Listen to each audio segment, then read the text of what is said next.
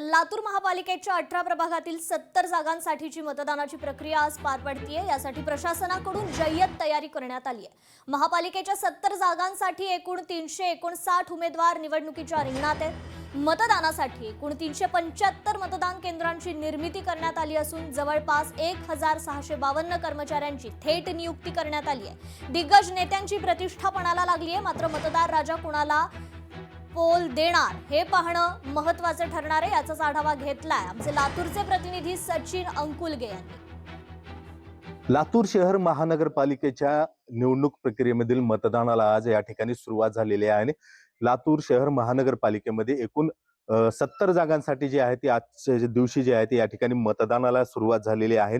प्रशासनाकडून जे आहे ती या ठिकाणी जय्यत तयारी या ठिकाणी करण्यात आलेली आहे। एकूण महानगरपालिकेच्या 18 प्रभागातील 70 जागांसाठी ही निवडणूक प्रक्रिया या ठिकाणी पार पडत आहे आणि यासाठी 359 उमेदवार जे आहेत ते या ठिकाणी निवडणुकीच्या रिंगणामध्ये उतरलेले आहेत। 375 मतदान केंद्राची निर्मिती या ठिकाणी करण्यात आलेली आहे, तर 1652 कर्मचाऱ्यांची नियुक्ती या ठिकाणी करण्यात आली आहे। त्याचबरोबर जर पाहायला गेलं तर 150 मतदान केंद्रावरती जे आहे ते या ठिकाणी सीसीटीव्ही कॅमेरे या ठिकाणी बसवण्यात आलेले आहेत। जर पाहायला गेलं तर दिग्गजांची प्रतिष्ठा जी आहे ती या ठिकाणी पणाला लागलेली आहे आणि जर पाहायला गेलं तर भाजप आणि राष्ट्रवादी आणि काँग्रेस अशी तिरंगी लढत या ठिकाणी होताना पाहायला मिळत आहे। एकूणच सर्वच नेत्यांची प्रतिष्ठा जी आहे ती या ठिकाणी पणाला लागलेली आहे आणि आज जी आहे ती मतदान प्रक्रियेला या ठिकाणी सुरुवात झाली असून मतदार राजा आता कुणाला कौल देणार हे पाहणं महत्त्वाचं ठरणार आहे।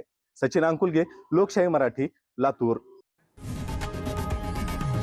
लोकशाही मराठी ऐका, पहा, जागरूक रहा।